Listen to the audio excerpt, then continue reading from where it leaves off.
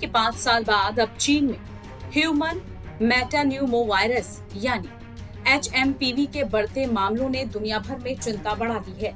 इस वायरस के मामले चीन से बाहर भी नजर आने लगे हैं, जिनमें भारत भी शामिल है। भारत के बेंगलुरु में 8 महीने के बच्चे को पॉजिटिव पाया गया।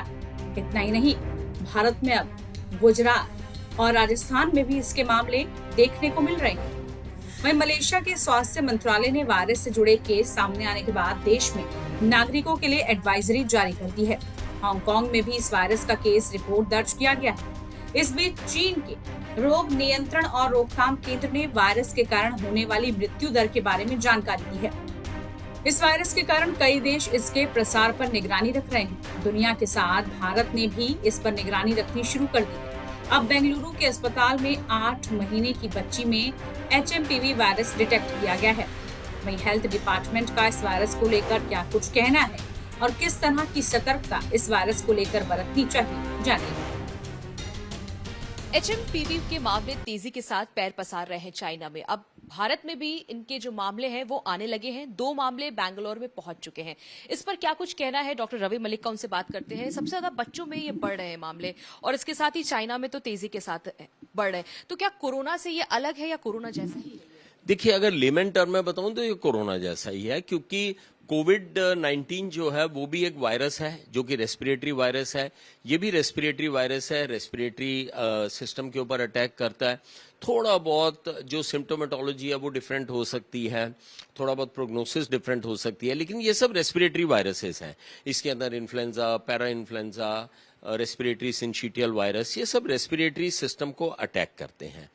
तो सबसे बड़ी बात यह है कि इनके जो सिम्टम्स हैं वो सारे वायरसेस के ऑलमोस्ट सेम होते हैं।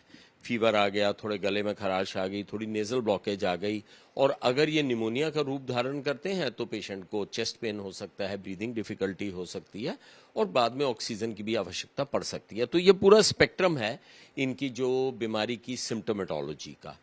और जहां तक कि इस वायरस का तल्लक है, डेफिनेटली थोड़ा सा हम लोगों को केयरफुल रहना, सिर्फ इस वायरस से नहीं, सारे रेस्पिरेटरी वायरसेस से केयरफुल रहना जरूरी है, क्योंकि इस वक्त जो है विंटर्स के अंदर, स्पेशली स्प्रिंग और विंटर मंथ्स में, ये वायरसेस काफी सक्रिय हो जाते हैं।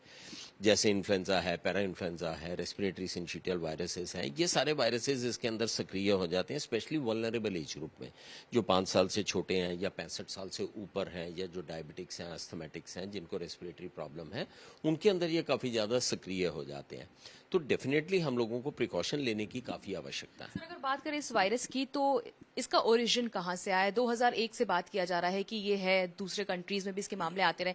भारत में भी बताया जा रहा है कि 2005 के बाद 2007 में भी इसके मामले रहे हैं बच्चों में। देखिए, जहां तक ये वायरस हैं, ये अपना प्रतिरूप बार बार चेंज करते रहते हैं। तो जहां तक कि 2005 का जो वायरस होगा, सेम वायरस वो नहीं होगा इस वक्त, उसने अपना प्रतिरूप चेंज कर दिया होगा, क्योंकि वायरस भी अपने सर्वाइवल के लिए अपने आप को चेंज करता रहता है। लेकिन अभी तक की स्थिति ये है कि एकदम पैनिक की बात नहीं है। डेफिनेटली अब हम सब लोग जागरूक हो गए हैं कि रेस्पिरेटरी वायरस को कैसे प्रिवेंट किया जाए। तो कोविड के बाद बच्चे को मालूम है कि हम रेस्पिरेटरी वायरस के साथ किस तरह से प्रिवेंशन कर सकते हैं और किस तरह से इनसे लड़ सकते हैं। तो जहां तक प्रिवेंशन की बात करें, डेफिनेटली हम लोगों को इन्हीं चीज़ों का ध्यान रखना है। जिसको भी खांसी जुकाम हो, एक जनरल रेस्पिरेटरी हाइजीन मेंटेन करनी बड़ी ज़रूरी है। मास्किंग आप कर सकते हैं, आइसोलेट अपने आप को करें, क्राउडेड जगहों के ऊपर ना जाएं, हैंड हाइजीन को प्रॉपरली आप मेंटेन करके रखें, 20 सेकंड तक अच्छे से खुले पानी से आप अपने हाथ को धो के रखें, और जिसको भी कॉफिंग या स्नीजिंग है वो 2 मीटर का डिस्टेंस रखें दूसरे व्यक्ति से। और सबसे इंपॉर्टेंट चीज़ ये है कि आप अपने हाथ से बार बार नाक या मुंह को टच ना करें अगर आपको स्नीजिंग या, ये कुछ प्रिकॉशंस जो हैं, जनरल प्रिकॉशंस है, which are applicable to any kind of virus, any kind of respiratory virus. तो इन सब की प्रिवेंशन का तो हम लोगों को पूरा पता है।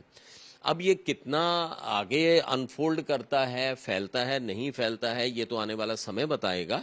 लेकिन इस वक्त पैनिक की सिचुएशन नहीं है, लेकिन हाँ, हमें रेस्पिरेटरी वायरसेस से जागरूक होने की आवश्यकता है। बच्चों के लिए थोड़ा ज्यादा खतरनाक बताया जा रहा है। डेफिनेटली जो बच्चे छोटे होते हैं उनका रेस्पिरेटरी सिस्टम जो है वो ज़्यादा प्रोन होता है for these kind of viruses. और बच्चों के साथ जो बुजुर्ग भी हैं जो 65 साल से ऊपर हैं या जिनको कुछ इम्यूनिटी लो है because of variety of reason, चाहे वो डायबिटिक्स हैं, चाहे एंटी कैंसर दवाई ले रहे हैं, चाहे वो ओबीज हैं, ये इन सब के लिए भी ये सब वल्नरेबल ग्रुप हैं जिनकी इम्यूनिटी थोड़ी कम होती है। बात करने के लिए बहुत बहुत शुक्रिया। तो जिस तरह से एचएमपीवी वायरस तेजी के साथ बढ़ रहा है, एहतियात रखने की जरूरत है आपको। वायरस को लेकर बढ़ रही चिंताओं के बीच बीते हफ्ते बीजिंग में एक बयान जारी किया गया था। चीन के विदेश मंत्रालय के प्रवक्ता माओ निंग ने शुक्रवार को प्रेस कॉन्फ्रेंस में सांसों की मरीजों की बढ़ती संख्या की वजह सर्दी को बताया। उन्होंने कहा, सर्दियों के मौसम में श्वसन संक्रमण चरम पर होता है। इस दौरान चीनी प्रवक्ता ने पर्यटकों के लिए चीन को सुरक्षित भी बताया था। माओ निंग ने कहा कि मैं आपको भरोसा दे सकती हूं कि चीन सरकार चीनी नागरिकों और चीन आने वाले विदेशियों के स्वास्थ्य पर परवाह करती है। चीन में यात्रा करना सुरक्षित है। बता दें कि एचएमपीवी वायरस कोई नया वायरस नहीं है। साल 2001 में ये खोजा गया था। ये किसी भी अन्य श्वसन वायरस की तरह ही होता है जो सामान्य सर्दी के कारण से ही बनता है। बुजुर्गों और 5 साल से छोटे बच्चों में ये फ्लू जैसे लक्षण पैदा कर सकता है।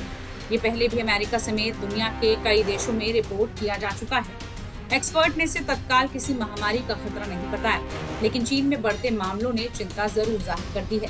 हालांकि चीन ने ये स्पष्ट जरूर कर दिया है कि इस वायरस से चीन में कोई मौत नहीं हुई है, लेकिन उसके बावजूद तमाम देश अब इसको लेकर एहतियात बरत रहे हैं।